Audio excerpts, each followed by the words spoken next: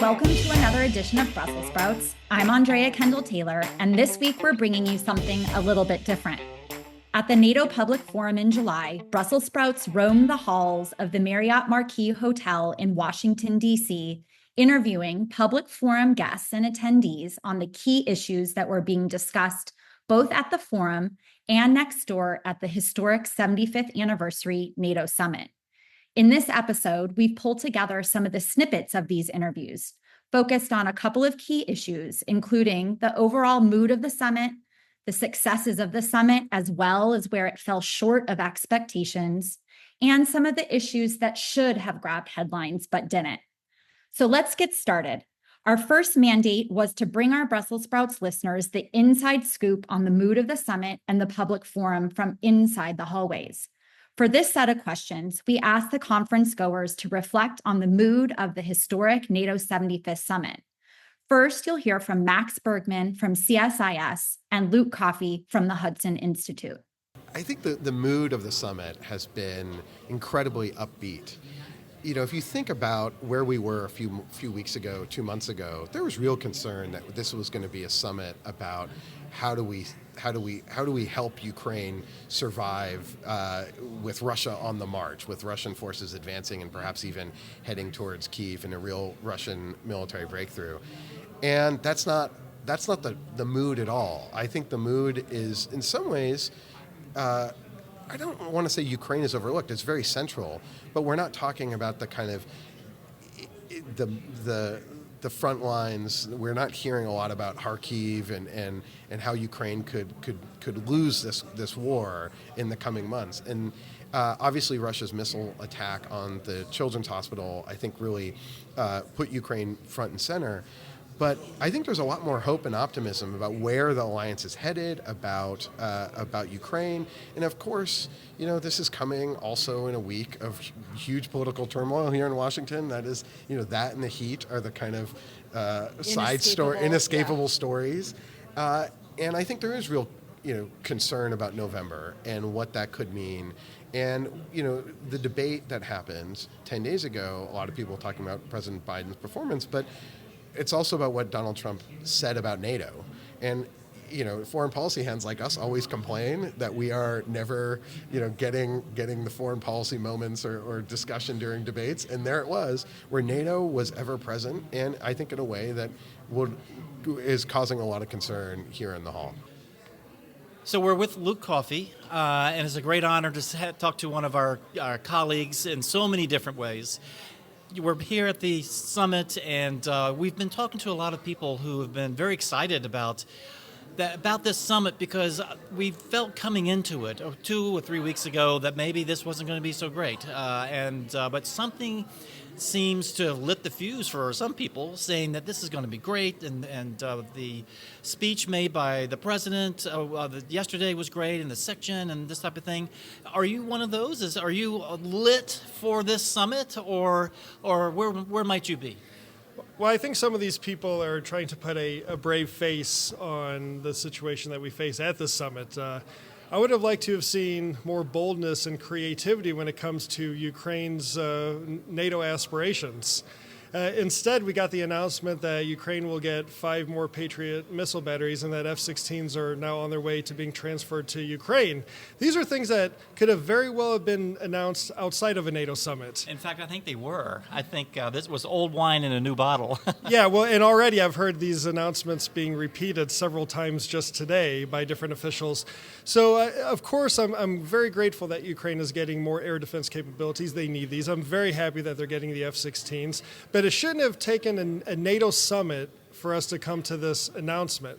I would have liked to have seen Ukraine being extended an invitation to join the alliance, with the final date of membership to be determined when alliance members believe that the security situation is satisfactory.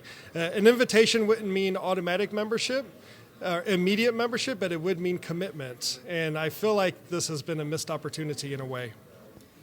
So obviously there's been announcements trying to move at least in that direction, and we've heard quite a lot about NATO taking on a greater role and responsibility for Ukrainian aid and training and other things.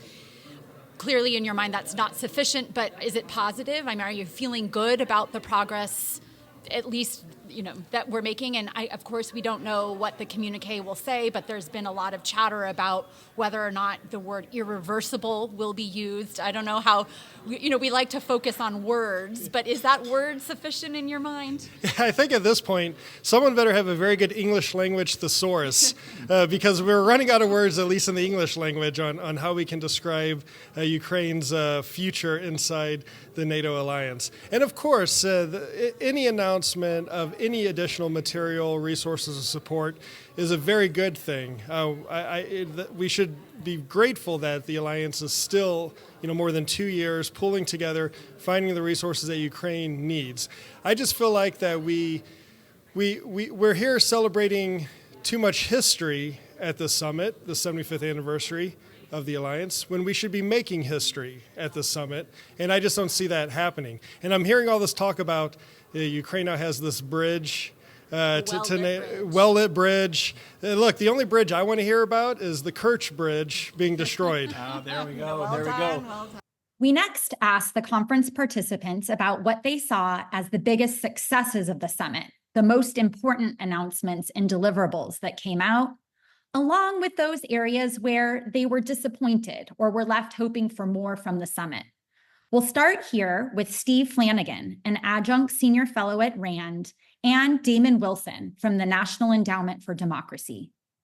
I'd say the top line one was the agenda item that Secretary General Stoltenberg identified early on, the building a clear and well-lighted bridge for Ukraine to NATO, and setting up some actual programmatic efforts that will make that happen.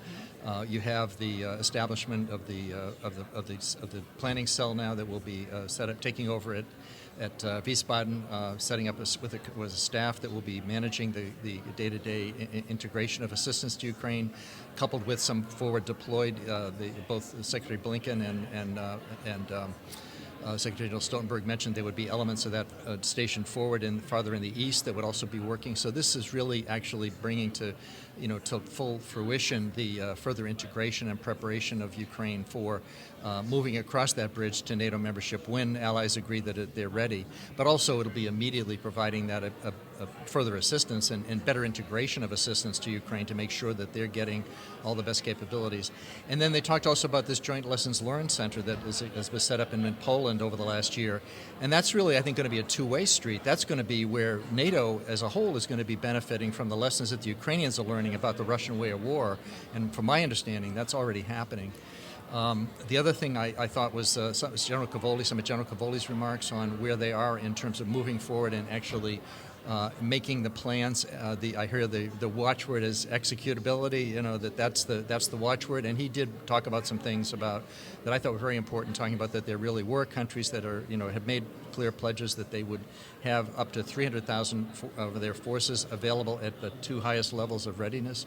And the other thing I thought was very interesting, which I hadn't heard before, was he said they had moved towards changing the authorities. That is that when certain changes in the defense condition are reached, that there will be authorities for the Supreme Commander and other countries to make available forces to him. So that really makes this force model, which has been under development for the last several years, more of a reality, or at least, and it builds back, I think, and Jim and I would remember this, I think it builds back towards the way NATO used to operate during the Cold War days, where it's not quite automatic, but there are, if there's an assessment that the threat is growing and there needs to be a response, there will be forces that will be made readily available to the Supreme Commander. And then the last thing he mentioned that his deputy had at the deputy SACEUR had gotten allies to agree to this notion that they would pledge, rather than saying what forces will be available in a major war, they decided to ask them, what forces would you hold back? Excuse me. And that, he said, SACEUR said that was actually a fairly small number of forces that would be held back. So in other words, NATO is saying, the NATO member governments are saying, we're all in for the defense of the transatlantic area if there is a major conflict. So that was all encouraging, I thought. On the disappointment side, something, progress that you would have hoped would have been made or not going far enough, What are the disappointments? Well, I if think any? there could have been. Well, we'll have to see what the summit communique says. But I thought that there could have been. Last year in Vilnius, the summit declaration said that allies would welcome Ukraine into NATO when the conditions were right. And I thought there could have been some effort taken, and I don't see that there's an inclination to do that, to say what are those conditions. Yeah. And then the other thing that, and it's an idea that actually some of my colleagues and I suggested, looking back at work Rand had done before, and then Jim and I were involved in studying both the what are the military requirements of further enlargement to include Ukraine, and what would the cost be. So that could be something that allies could have agreed to. Now let's see if they do. At some point, because that would address the critics of, this is going to be a huge additional cost to the alliance if we try to defend Ukraine, or this is going to be, what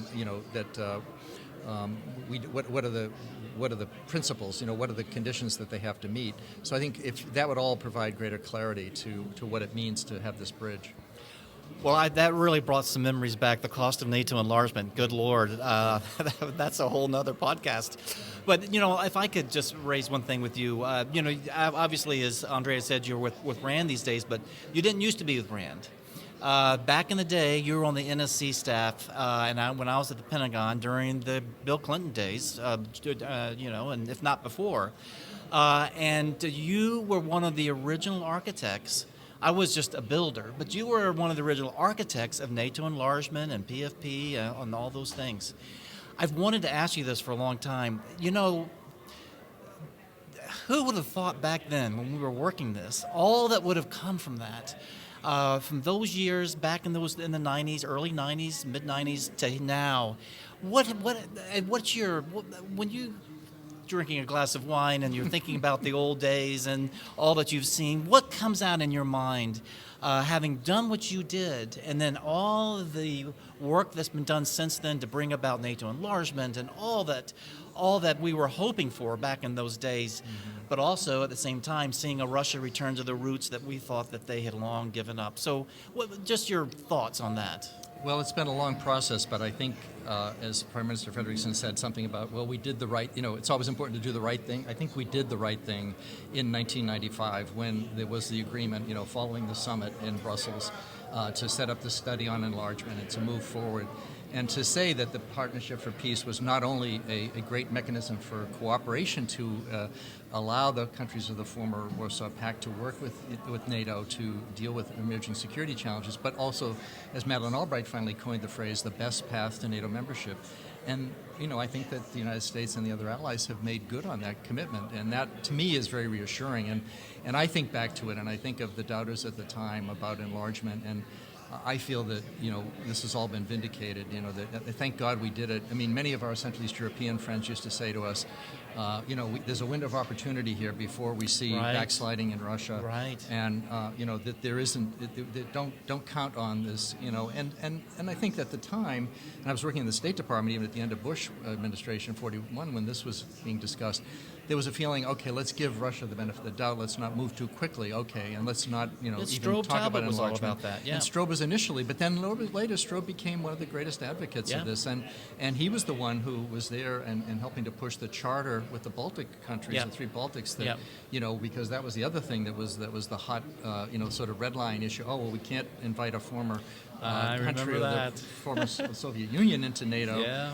And no, they said no. And then in NATO in 1998, they changed the Charter of Partnership, which said that the United States and NATO allies the United States would welcome Estonia, Latvia, and Lithuania into NATO. And so all of that coming to fruition. And I think, there are those who still want to keep this narrative that this is what caused it. I heard a number of comments today that said, no, NATO enlargement is because of Russian aggression, not the cause of it. Okay, we're here with Damon Wilson from the National Endowment for Democracy. Damon, we've heard a lot of positive pronouncements about NATO taking on greater responsibility for equipping and training the Ukrainians. We don't know what the communique will say, but there's rumors that they're going to talk about the irreversibility of Ukraine's path into NATO. Is it enough? How kind of excited and fulfilled do you feel by what we've accomplished at this summit, and in what ways are you disappointed? Well, look, first of all, it's a pleasure to be with you. I love the fact that both of you are running Brussels sprouts, but it's absolutely right that Ukraine is at the center of our discussions here at the NATO Summit. The alliance is about safeguarding freedom, and that's why so many of the allies from former Warsaw Pact nations, from the Baltic states, from Poland, from Hungary, they understand that their security is safe because they're in the alliance, and that if they weren't, 110 million people would be extremely vulnerable to Putin's aggression right now. And that concept is why I love NATO and why I'm at the National Endowment for Democracy, because the alliance is about safeguarding freedom. It's about people's ability to have their own future. That is what's at stake in Ukraine. And the problem that the alliance is encountering is the clarity of our defense of our allies and the sacrosanct nature of Article 5. It does imply to Vladimir Putin, don't you touch 1 inch of NATO territory. But the consequence is he can get away with murder in Ukraine. Right. And that's the conundrum we're facing. That's the conundrum of the alliance. It's not good enough for peace and security in the North Atlantic region to say we are only protecting NATO territory. We have got to protect Ukraine and help Ukrainian people resist this aggression. There is progress here. It is absolutely right that Ukraine is at the center of this debate. But until people understand that Ukraine's membership in NATO is part of the peace plan, that when Ukraine is in the alliance, that is what provides for a durable peace. Right. And anything short of that is going to continue to be a temptation for conflict. Yeah. I think so. Wonderful response, but it also makes me think about other countries on NATO's periphery, and certainly in the aftermath of the invasion of Ukraine, we've seen Russia turn up the pressure on Moldova. We see Russia pulling Georgia closer with the Georgian Dream government, who is gravitating towards the Kremlin. We see them increasing the pressure on Armenia, who has now doubled down on its desire to pursue a more westward trajectory. So where do we stop? I mean, this is a question that I grapple with, but for the other countries that exist in this gray zone, what does NATO need to be thinking about? I'm a little disappointed that those countries haven't featured a bit more prominently in the summit. So what's missing from this discussion, and how does NATO need to be thinking about shoring up democracy and freedom in the other countries on NATO's periphery that are similarly in Putin's crosshairs? Sure. First of all, I share a lot of that sentiment, except the thing I'll underscore is that the future of the trajectory of freedom, democracy, certainly in the Euro-Atlantic space, but even globally, it's going to be determined by how a war plays out in Ukraine. Everything else is secondary. It's consequential to that. Mm-hmm. Do we help protect freedom and democracy in the face of direct assault and aggression in Ukraine? If the answer is yes, then we can handle the next set of issues. If the answer is no, then we've got a huge cascading set of problems on our hand. So focus, priority, we're at war. We need to be on a war footing and understand that democracy didn't ask and invite this war, but man, we got to respond. So the second part of it is, I'm a big believer in deep engagement all across Europe's East. In fact, at the Endowment, I say we're among the most pro-Russian institution out there because we are deeply committed to the Russian people that believe in a different future for their country. And I feel very strongly about our Georgian brothers and sisters, our Armenia. I mean, it's incredible to see what Armenia, with its government, is doing right now in terms of protecting its own sovereignty, its own ability to determine its future. We need to support that. Same in Moldova. And it's particularly difficult in Georgia right now because of what's happening with the direction that the government has sadly decided, or perhaps one man has sadly decided to take the country in a way that is against the will of his own people. So we've got to stay directly committed to the people across the region. But right now, I think the focus is on Ukraine's security and its place within the alliance, because it's in a different place. It's ready to be able to do this as part of a peace deal that it comes into the alliance for a durable peace. On the same question, we also heard from Mark Newton and Joan Hammer from the UK Ministry of Defence, and Liana Fix from the Council on Foreign Relations, with Sophia Besch from Carnegie on their reflections on the successes and disappointments of the summit. So for me, the big thing coming out of this is NATO meeting at 32. The alliance is ever stronger than it has been in the 75 years that we've had. And then add to that, I think, the declarations of support for Ukraine at this time as we see the global insecurity. Those would be the two big highlights for me, I think, as we come to the close of the two-day summit. But I'm going to push you to answer the second part is if there were any gaps, any areas, or another way to frame it would be, is there an announcement coming out of this summit that you think hasn't received the attention that it deserves? So there's been a lot of distraction with U.S. politics, French politics. You all just had your election. There's been a lot of competing noise. Is there anything you would want to draw attention to that maybe has slid under the radar? So thank you for that opportunity. That's really great. The one I would bring out, I think, is the burden sharing of the alliance. So the amount of allies now, 23 at 2%, is tremendous news as we look to work collectively on the defense industrial element. How do we ramp up production? How do we look at emerging disruptive technologies, which we've talked about in previous summits, but actually bringing those to the fore this year, I think, is really important for us. But we get to push you a little bit more, and then we'll turn to Mark. It is a major accomplishment, but Jim and I have been going back and forth on this, and we've asked multiple other guests also. 23 out of the 32 means that 9 are not yet at the commitment.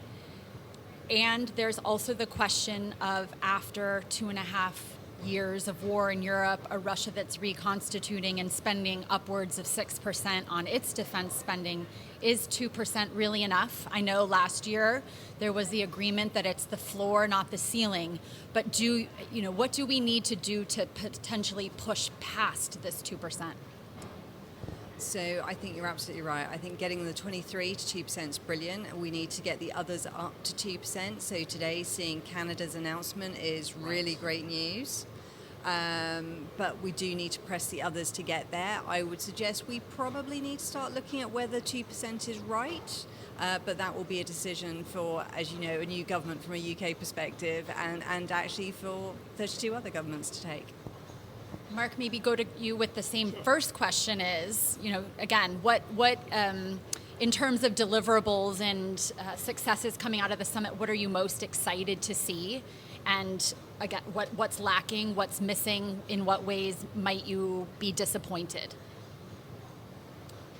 So just on your 2% question you were asking a moment ago, look, I think our new government has been very clear that it continues to aim for UK defence spending at 2.5%. We've spent many years now pushing other European allies to make sure they're spending as much as possible on defence, and I think we will continue to do so. I think we're very keen that we continue to see an increase in the UK defence budget, and we're clear-eyed about the nature of the threats that we face and what's required to deal with them. I think outside of the summit itself, what's been really heartening to me is to see yesterday our Prime Minister go to the White House with the Foreign Secretary alongside him, with the Defence Secretary alongside him. I've been in Washington now for kind of many years. I've never seen us do that sort of kind of 3+3 engagement. And to see a new government in its early days make such a speedy connection with the US system. I've also seen, my Prime Minister, my Defence Secretary, my Foreign Secretary up on the Hill meeting senators, congressmen from both sides of the political aisle. The speed with which we've been able to reiterate the strength of our transatlantic bond has been very impressive. So one thing that I was, maybe if not excited, then at least interested in, was the Defense Industrial Pledge from yesterday. First ever NATO Defense Industrial Pledge that highlights a lot of the challenges and issues that NATO allies face when it comes to ramping up their defense industrial procurement, meaning standardization, interoperability, removing barriers to trade, supply chain security, a lot of the issues that the EU is also highlighting, and I'm now interested in follow-up on that and accountability on that. But that is one of the, I think, maybe more niche things that I was quite excited about. And then, of course, we're seeing leaks that the French language on irreversible seems to be succeeding, which I think is also a win, because as we know, a bridge you can walk both ways, an irreversible path goes in one direction, so I think that is good. And Liana, what would you say? What are you most pleased about? And then Sophia, I'm going to come back on in what ways were you left wanting more? Okay, can I start with the disappointment? Yes. So the disappointment is that, from my perspective, this is a missed historical window of opportunity to make progress on Ukraine's accession. If you read that paragraph on Ukraine's perspective, it's just a blurb, which reads like a mixture from Bucharest 2008, updated with a little bit of bridge and irreversible rhetoric.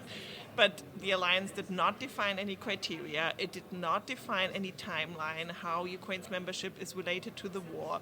And if we don't do that now, when we will ever do this? And so I think the administration is overselling the deliverable on NATO accession for Ukraine. The support part is good, the NATO institutionalization, the joint command and so on, the command in Germany and so on.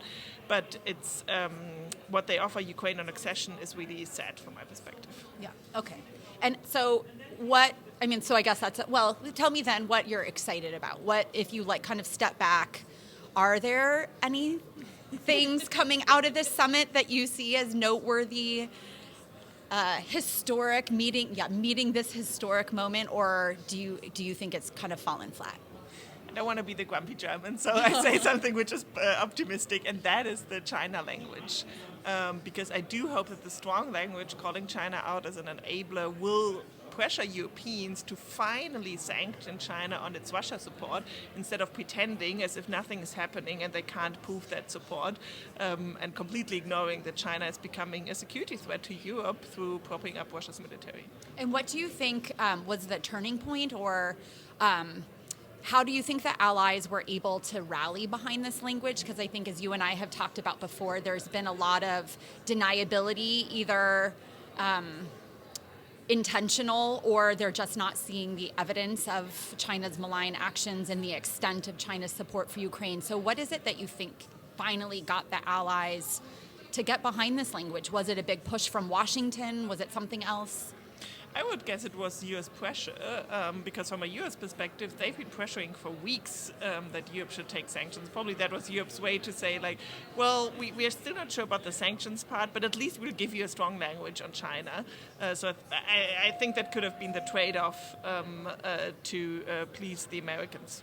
Did you want to add on that, or do you want to take it in the sixth? What are you disappointed What by? am I disappointed by? Well, first let me just add briefly on China, because I completely agree with Liana on that point. We're actually writing a paper about how Europeans need to step up their game on China as an enabler of Russia's actions in Ukraine. Can I ask you really quick before you get to the next point, what might that look like? What do you see as the tools? What does Europe have at its disposal? How could they apply more pressure than we've seen thus far?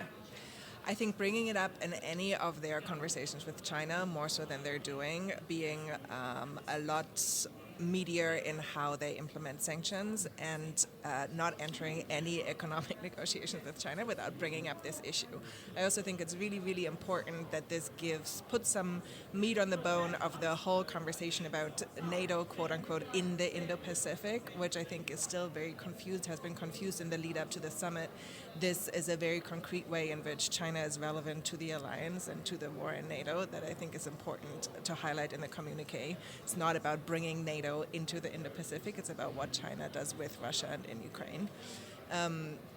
One thing that I'm maybe disappointed about is how much the politics here in the US right now are, I think, undermining what this summit could be, and what the U.S. presidency and leadership of the summit could be. I think the position of President Biden right now is really weakening focus, and also obviously the noise in the Republican Party is undermining U.S. resolve and U.S. position in the alliance. And so we were all worried about European politics coming into the summit, and I still am looking particularly, of course, at Hungary, looking at France's very close out But there's some positive news there if I look at the UK and others. But the US, I think, is really a distraction.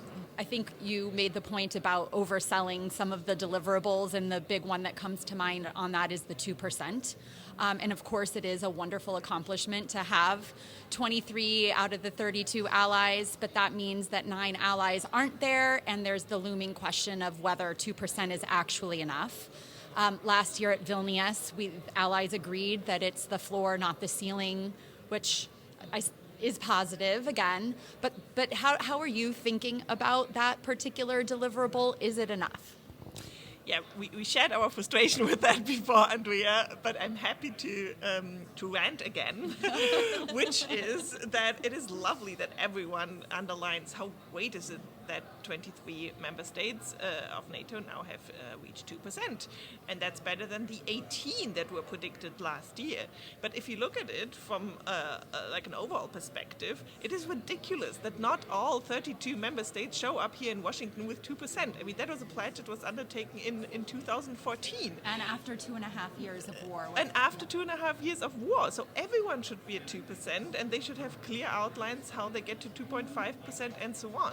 And the idea that Trump will be satisfied with 2%, and as long as you're in the 2% sphere, you're safe, is also entirely ridiculous, because he will demand more of Europeans. He already has done that in the past. So I understand the celebration and the pomp and so on, the positive message that the administration wants to convey to the US population, to say, hey, Europeans are taking burden sharing seriously, and obviously they are taking it more seriously than before, but it is still, just from a very objective perspective, it could still be much better. Yeah, and if you want to add on that, and I mean, is the 2% enough to put air in, give momentum to these pledges on the defense industrial base side of things? Is this enough to really help the allies shift into gear and actually execute on some of these very promising pledges that they've made? It isn't. So on this point, I'm very clear. I think that the 2% is a trap. It's a trap when it comes to transatlantic politics, because it's not enough to sustain US engagement. It's also a trap when it comes to European defense industrial development, because it's not enough to sustain the kind of industry activity that we need to see over the coming years. We've had some very worrying news out of Berlin. The day before the summit, a draft budget was published that sees Defense Minister Pistorius get much less on the defense budget that he wants, which means that Zeitenwende is right now not financed, and Germany is not the only country where this is true. Of course, we need more. We also need it to be sustained. I think that I would have loved to see more pledge language, if you will, on the continuity of defense spending, because I think that's really what the defense industry is hoping. And lastly, on that same question on disappointments with the summit, and specifically on the issue of the 2% of defense spending, we talked with Matt Croning and Dan Freed from the Atlantic Council. Well, first, it's just a historic summit, 75th anniversary. So thinking back to all the alliance has accomplished, peace and stability in Europe for 75 years, I think is an accomplishment. But a lot of challenges ahead. So some of the big themes, of course, are Ukraine, burden sharing, China in the Indo-Pacific. And so I am pleased that the IP4 are here. I think that's really important, stitching together the European and the Indo-Pacific allies. Second, I think I'm glad that on Ukraine there seems to be more unity than last year. I think last year expectations were built up and then people were let down. I think this year recognition that there's not going to be an invitation, but we are going to take concrete steps to get Ukraine ready to join. And then on burden sharing, I guess glass half full. On one hand, 23 allies are hitting the 2% target this year, so the most ever. On the other hand, it's only 23 out of 32. And I was talking to one European official who said that their internal calculations show that to actually provide the capabilities needed for the new regional plans, allies are going to have to spend more like 3.6. So still a long way to go, I think, on good progress, but a way to go still on burden sharing. Yeah, that's a great list of accomplishments.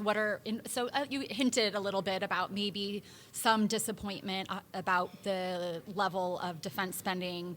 Last year, they talked about 2% as the floor, not the ceiling. So I guess that was an improvement. But are there other issues or other deliverables that you were hoping to see that you haven't heard about? Kind of what's missing and where? Yeah, what's missing? Yeah.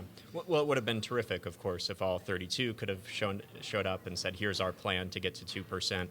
And then going away from the 2%, of course, it's about having the capabilities you need to put in place, the regional plans. And what I'm hearing is that Cavoli doesn't have the capabilities he needs to actually make these implementable. So getting down to what are those capabilities, I think air and missile defense, large land formations, and what's the plan to get those. And then, of course, an invitation to Ukraine joining NATO, I think, would be nice. But I also understand the alliance's position that there is an ongoing war. What does it mean to give an invitation now? Are you declaring war on Russia? If not, are you watering down Article 5? So I think this approach does make sense. But I hope the bridge to NATO is short, that it's made of steel, and it does result in an invitation to join. You mentioned the Indo-Pacific and the fact that the Indo-Pacific partners are here. Why is that significant? I mean, some people might say, well, it's just a distraction from the core tasks. What is it that we really want NATO to do in the Indo-Pacific? What do the allies really get out of deepening partnerships with the Indo-Pacific allies? How do you think about that? Yeah, you're right. There are some people who say, well, Europe should focus on Europe and maybe the United States should pivot away and focus more on Asia. And I think that's wrong. I think the challenges we face are global. China, of course, is propping up Russia's war machine in Ukraine. They've declared a no-limits alliance. Second, I think that European countries do have an interest in peace and stability in East Asia. If there's a major war over Taiwan, for example, that's going to be bad for European NATO allies.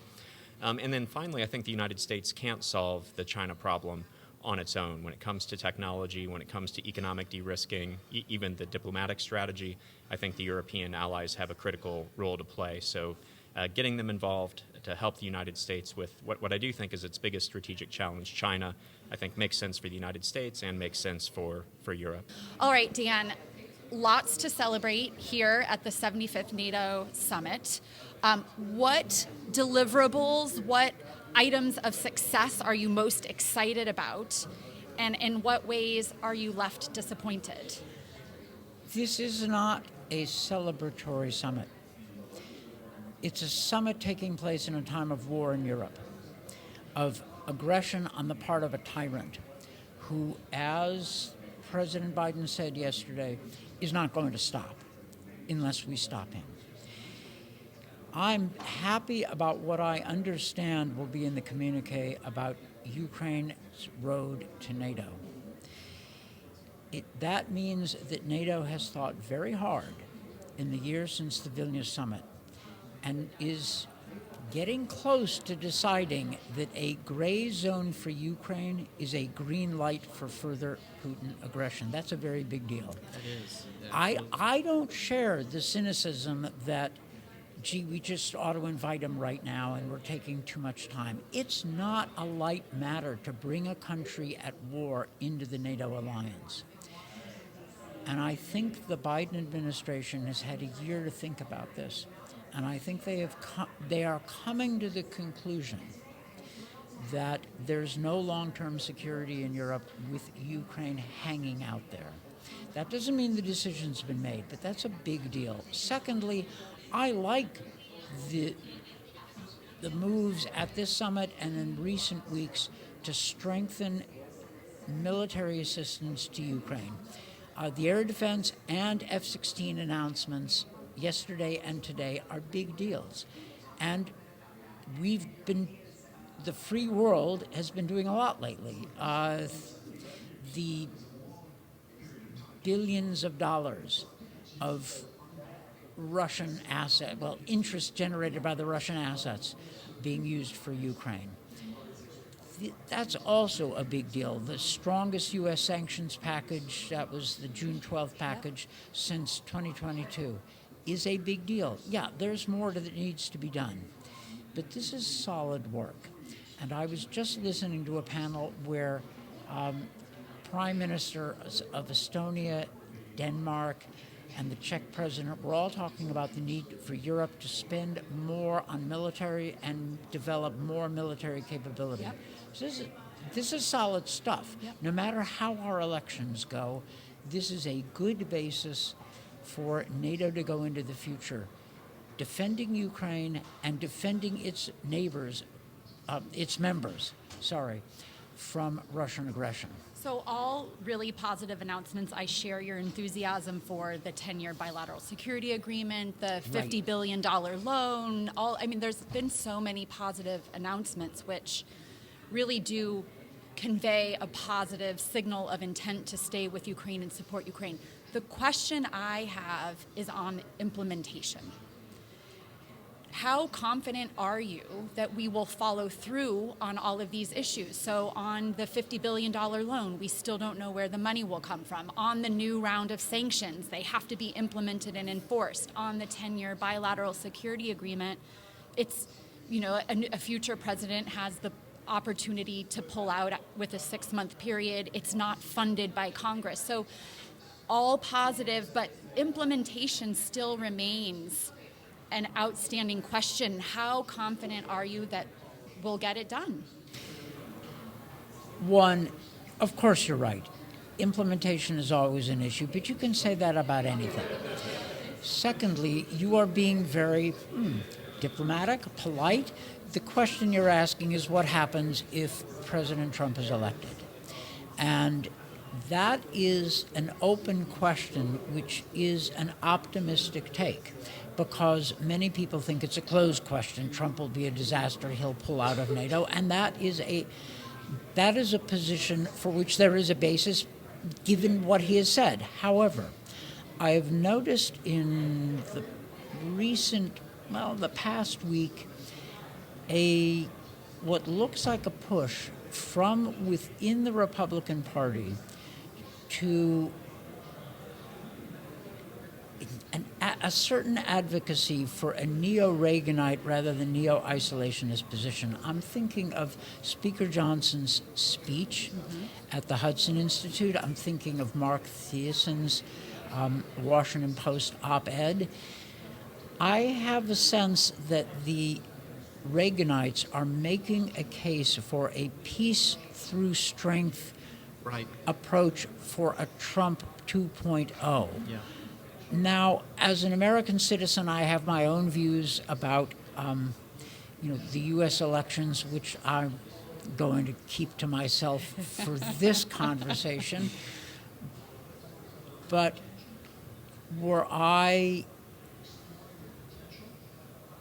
so inclined, I would be making the same case some of these Republican foreign policy and political leaders are making. Moreover, a lot of Europeans are coming to realize that they have some ability to move the needle, maybe, with Trump world, and I've encouraged them to do it. And so this is, you're asking, you were putting it politely, I'm putting it a little more bluntly, but I would say that there is an ability to move the needle, and that is far better than throwing up our hands or saying, oh my God, if Trump wins, it's the end of the world. Yeah, I'll let Jim jump in, but I guess the thing that gives me even more anxiety is not just what's happening here, but also across Europe with the political paralysis in France and weakened leaders in Germany and other places. So there is a lot of, it's not, the concern isn't just with the United States and our ability to implement and follow through, but that same proposition is taking place and unfolding in many Western capitals. Sure. And it's a sign that the U.S. and Europe are part of the same political civilization. We can tell because we share the same pathologies. That is, I regard a hard right nationalism as a real problem. The last time the United States had that kind of a hard right, it was the original America First movement, which blocked the Roosevelt administration and helped create the conditions for catastrophe. These were people who were indifferent to European security, hostile to France and Britain, and really inclined to be sympathetic to Hitler. Now that's the historical record. That's absolutely right. But in Europe, the hard right in France was checked. Yes, they've grown. Yes, there is a constituency for them.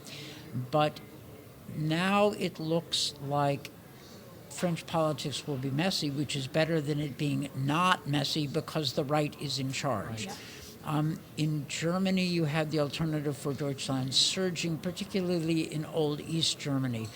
And the Greens were hit pretty hard. They are a staunch pro-free, they have a staunch pro-free world foreign policy. I think they're terrific. On the other hand, you have political consensus in Great Britain. The Tories replaced by Labour, but the support for the transatlantic alliance and Ukraine and opposition to Putin's aggression continues. In Poland, you have a cohabitation between a president who's part of the former right-wing party and the government that's part of formed by a centrist coalition, but they shared the basic strategic views about resisting Putin, supporting Ukraine, supporting NATO, and good relations with the U.S. So you do have, and in Italy you have a party with, fascist era roots, but transatlanticist now. Politics is not for the pure. I'll take my friends wherever I can get them. And for our very last line of discussion, we talk with participants on their views of those issues that were important at the summit, but that were overshadowed by politics in the US and Europe. In other words, we asked if there were deliverables produced, but that didn't get the attention they deserved. This time, we heard again from Max Bergman, Luke Coffey, Matt Cronin, and Dan Fried. I would say maybe a couple things. One, I do think the defense industrial production focus is really important. They had a whole session on that on Tuesday, where I think you saw the administration trying to sort of articulate more what does a transatlantic defense industrial community mean, right. And this focus on co-production. Right. I myself have been a little bit skeptical, or more than a little bit skeptical, and I think in some ways, in part because I see there's a lot of demands on Europeans, but that I'm not actually seeing a lot of changes on the U.S. side in terms of our procurement policies and our control of technology, which in some ways I think is quite hard to change. But there's actual tangible progress happening there. I also think these bilateral security agreements with Ukraine are quite significant that are going to be, I think, announced as sort of this cohesive kind of Ukraine compact. The bridge. Yeah, while that's not NATO membership, I sort of think, well, that's pretty dang good where you have all these countries that are committing to kind of be there for Ukraine. I think the thing that is missing, though, from the summit, and it's no surprise, this is, here in Washington, it's going to be sort of a more U.S.-focused summit, is that there's a lot of talk of a European pillar, and you wrote a great piece in Foreign Affairs. We, TSAS, have been writing a lot about this as well, about what does a European pillar actually mean, and I think the issue of European defense integration is really important. Yeah. It's great that we have all these European countries in NATO, but you know what the issue is? It's defending Europe, Yep. not defending Belgium, right? Yeah. And so there needs to be more of a focus on European defense integration, building this European pillar, and that's sort of missing from any of the at least the American-focused rhetoric. And I think the European pillar is now a common talking point we hear from Europeans, but what does it actually mean, and how do we start implementing that? I think that's what I was hoping the summit would sort of be like. Here's the new vision for flesh it out. how we have a European pillar, Yep. and it's going to take a generation to create it, but let's start. Yep. And we're not really seeing that. And that's think tankers always have to have a critique. Well, let me ask you one thing. What's also being discussed, although I don't think it's making the headlines it should, is the trying to get allies to really commit to filling out with real capability the war plans that the NATO military authorities have been putting together. And so, what is your feeling about allies, actually getting traction to doing that? We know there's problems just in procuring long lead items and this type of thing. We know that they're talking about spending 2%, and 23 nations are doing that. But there's 9 that are not. And so where are you now? Are you feeling optimistic that we're on our way to rebuilding deterrence? Well, there's a good news story to be told here when it comes to defense spending and defense investment. The fact that in 2014, just 3 NATO members met the 2% benchmark, and now we are 21, 22 members meeting it. This is very positive. I would like to see a reevaluation of what defines 2%. We're using a very outdated definition, in my opinion. If you go to the NATO website, you can see what the definition is. It talks about the civil service pensions and this sort of thing, but it doesn't include investments and spending on cybersecurity, for example. So maybe it's time that we update the way we measure this 2%, and I think it might be fairer for some countries. But yeah, I do think we're trending in the right direction here, and it's a positive thing. And it is one of the big good news stories of the summit. Is it moving fast enough? Well, I would say it's never fast enough. Many American presidents, predating Donald Trump, have criticized the lack of European defense spending. But I do think that under the circumstances, it is moving at a pretty good speed. As Americans, we have to remember that our presidential system of government is a lot different from many of the parliamentary democracies in Europe, where you have different coalitions negotiating over different positions to form governments that are often very fragile.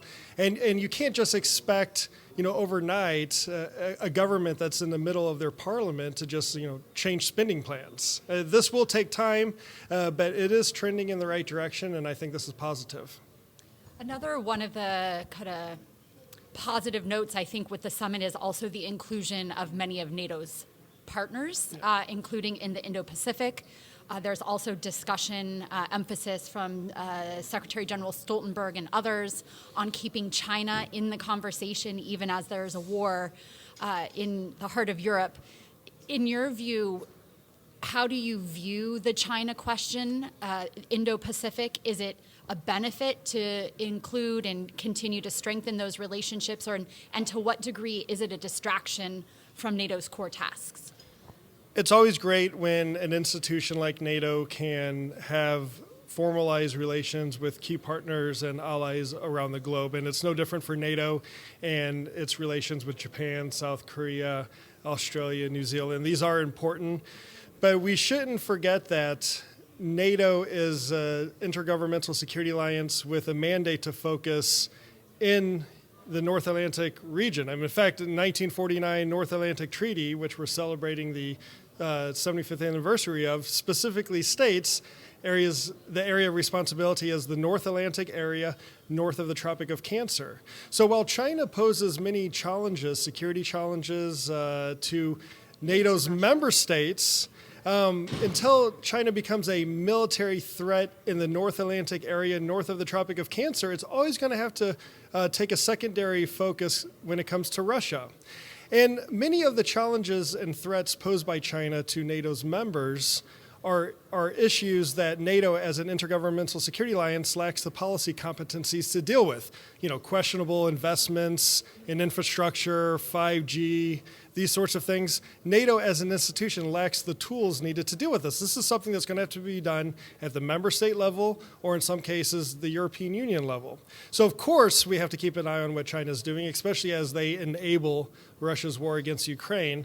But I think there's enough to keep NATO busy in its own region. It shouldn't get too focused on other regions beyond partnerships and capacity building.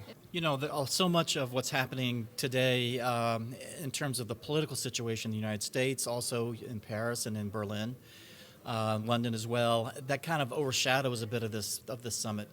And takes away some of the headlines that might belong to some issues or initiatives that really need to get some attention. And we mentioned some of them, China and this type of thing. Is there one in particular that you really want to highlight as saying that you might not read about this on the front page of the New York Times, but this is really important that they have done? What would that be? Well, first let me reinforce what you said about the attention on the elections. I've done some media in recent days like you have, and it seems like that's one of the hooks the media is going for. Elections in the UK, elections in France, election in the United States. What does this mean? And what I've said is, we're democracies. We've been at this for 75 years. This isn't our first election. I think the alliance is strong enough to make it through elections in key countries. I think one thing that's important, I have a background in strategic forces. I'm currently serving on a congressional commission on strategic posture. And I think NATO nuclear is an area that we need to update. And I've had some conversations here which suggest that there is movement underway at NATO thinking about this, bringing in the F-35s, the B-61 gravity bombs, more exercising. But I do think that, I don't know, it's maybe time that we give this a more fundamental rethink. The threat environment is very different than it was when we put in plans the place for NATO's current nuclear posture. And it could be that we'll see some of that that emphasis on nuclear in the communique. Maybe there will be a couple of paragraphs that'll be a bit stronger, and maybe with some initiatives in it that we didn't see at Vilnius. What are you, I mean, just to follow on this theme, what are some of the issues that you think NATO really needs to grapple with? So obviously we've seen all of the nuclear saber rattling. We understand that as Putin's conventional forces are degraded, the more important the non-conventional, including nuclear, becomes. We understand, you know, again, the vulnerability that Putin feels over the conventional forces means that perhaps the pathway to a nuclear war is then shortened, that they might have to feel they need to go there sooner. So what are the kind of issues that you think NATO needs to grapple with as it's thinking about its nuclear posture, nuclear strategy? Yeah, we laid out the threat really well. We have seen Putin's nuclear saber rattling. He has this kind of scary strategy that's been referred to as escalate to de-escalate. Right. And so if Putin were to use 1 or 2 or 6 nuclear weapons in Ukraine, or God forbid in the future against a NATO ally, how would we respond? And if you look at our capabilities, I don't know that we have a lot of great options. You know, we could use U.S. strategic forces, which is maybe escalatory, or you have the B-61 and DCA aircraft. But you know, how long is it going to take those to take off to get to a conflict in Eastern Europe? Yeah. So on this congressional commission on which I'm currently serving, one of our recommendations was that the United States develop and deploy additional non-strategic nuclear weapons in Europe. We didn't go much beyond that. But I do think, for example, if we're going to develop the SLICM-in, the submarine-launched tactical low-yield cruise missile, I think that makes a lot of sense in the Indo-Pacific, which is more of a maritime theater. But had one expert suggest, well, once you have that, putting it on a truck and putting it in Europe wouldn't be very difficult. So you could have a mobile, land-based missile that would be more prompt and survivable. Wouldn't that be an interesting? Yeah, that's yeah. But I see you're laughing, and you know, it would raise difficult issues within the alliance, and we know what that. A signal. What a signal it would send to Putin. But I think if we'd want to do that, we need to start the quiet conversations now to get European capitals and publics comfortable with that. Like the Pershing II cruise missile debate back in the 80s. We'd want to avoid big street protests like we had in the 80s. Yeah. Well, I tell you, that's what you just said is a great place to end on, quite frankly. Yeah. The only thing I would just ask is, only thing I would ask is there an issue you think that is kind of overwhelmed by the politics headlines and Biden and this, but an issue coming out of the summit that we ought to pay attention to, that it's an issue or it's an initiative or it's something good that's kind of been buried, but the lead's been buried, if you will. Is there something you want to highlight? Well, I could go in 2 directions. One is China. The China challenge is not the same as the Russia challenge, but that's something NATO needs to think about. The second is there's a war in Ukraine, and I don't know what's going to happen on the battlefield. Yeah. There's a bracket of possible options. Some of them are better, some of them are worse. But we need to think this through carefully. President Pavel of Czechia was talking about the need to face squarely the possibility that not all Ukrainian territory will be liberated in the near term, right. and we have to start drawing conclusions. We need to be prepared for all kinds of options. I like to win. I would like the Ukrainians to win totally, but it sometimes doesn't matter what I or anybody else likes. It is not a sign of failure or weakness of will to recognize that we may have to deal with a messy situation. That should that is no excuse for leaving Ukraine in a gray zone. Right. And we need to think this through. Yeah. And President Pavel spoke out loud what a lot of people ought to be thinking.